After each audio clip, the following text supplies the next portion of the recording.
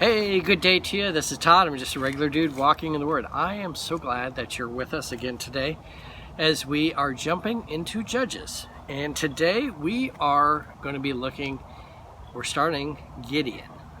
And so today's is called A Prelude to Gideon. These are the things that were happening before Gideon actually starts getting involved with it. So I'm going to be reading today chapter 6 of the book of Judges, verses 1 through 10. Okay? Again, that's Judges 6, verses 1 through 10. If you have your Bibles, you can turn there with me. And the thing you want to ask yourself today is this.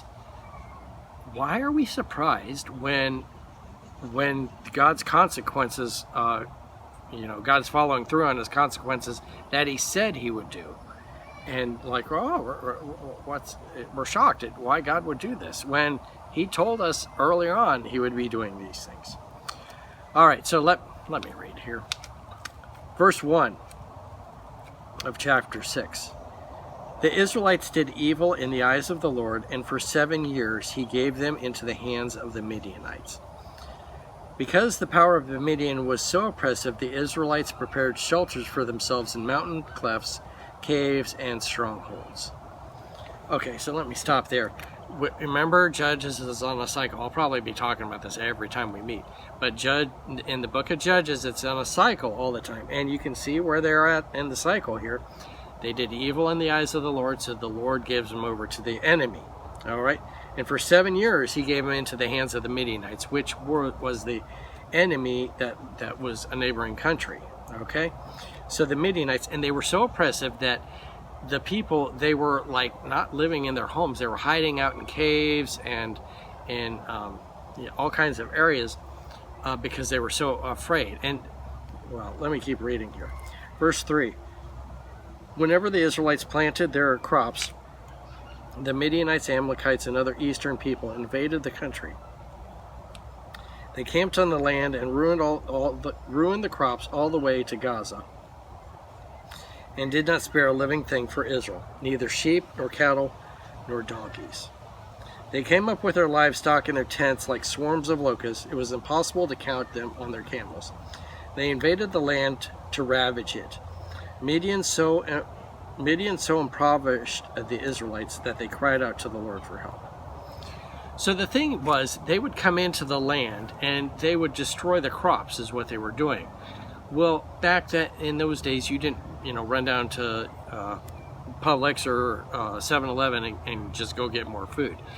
If they ruined your food, you were like hungry for the rest of the year, until a new crop came in, unless you had some saved up or something someplace.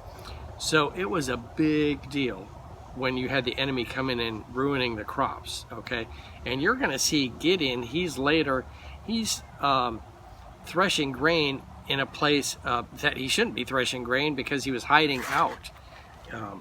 So anyway, it's just so bad, the oppression is so bad with the enemy that these guys, the Israelites, are hiding out, and they have no food to eat because the enemy is destroying their food. And when the Midianites come in, they come in and it's just like a whole herd of Midianites coming in.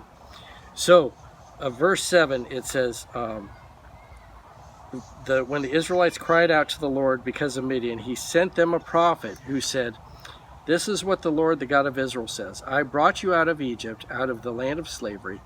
I rescued you from the hand of the Egyptians, and I delivered you from the hand of all the oppressors. I drove them out before you and gave you their land.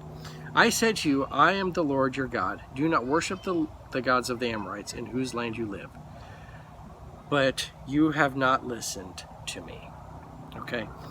This is all a prelude to Gideon. Gideon is not even mentioned here at all in the first 10 verses.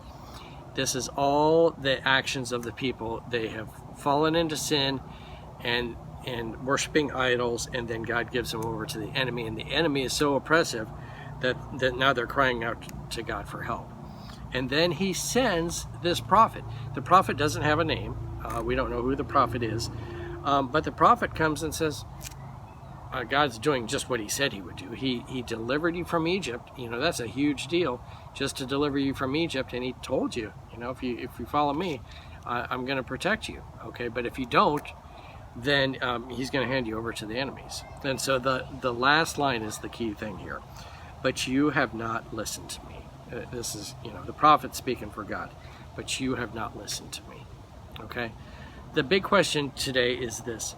Why are we surprised when the consequences of our sin falls upon us, and we're like, oh, why is this happening to me? If I'm going robbing a store, okay, and then I get caught by the police, it's like, oh, why does this always happen to me? Why does the bad stuff happen to me? Well, because I'm involved in sin. I shouldn't be robbing the store in the first place, for crying out loud. But many things are like that, and people are like that even to this day. They can't figure out, why is God doing this stuff to me?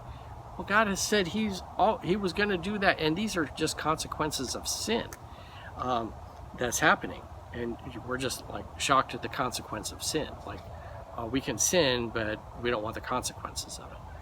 It's strange.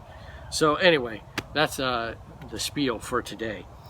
Verses 1 through 10 of chapter 1, the prelude to Gideon. Thanks for watching. I'm just a regular dude walking in the Word, and I'll see you tomorrow as we continue our journey as we're jumping into Judges. We'll see you then. Lord's blessing to you.